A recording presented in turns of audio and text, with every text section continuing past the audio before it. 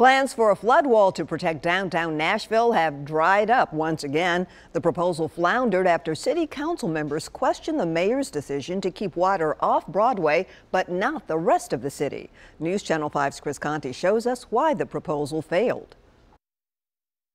When you talk to people outside of downtown, their biggest complaint is this: the river will still rise away from the downtown core, which is why they don't want this wall. It is hard to imagine now that River Trace Drive in Nashville actually looked like a river one day. Do you still think about it? Oh, yes. I'll never forget it. Joan Pay, though, remembers May of 2010 all too well. We drove out through 2 feet of water that quick, and it was just scary. It was.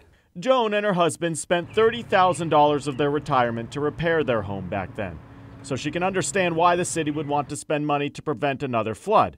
But she doesn't understand why Mayor Briley wanted to build a $125 million flood wall that would only protect downtown Nashville.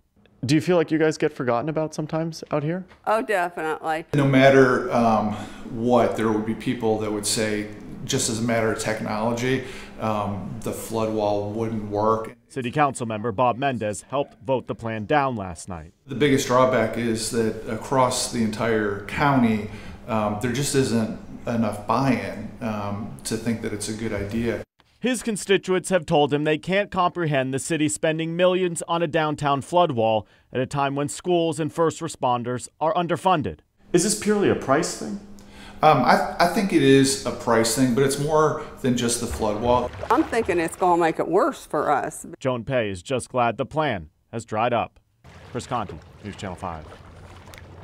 We received a statement from the mayor's office about the wall's failure. It read in part, "We will do what we can to protect downtown residents, businesses, and cultural assets from flooding."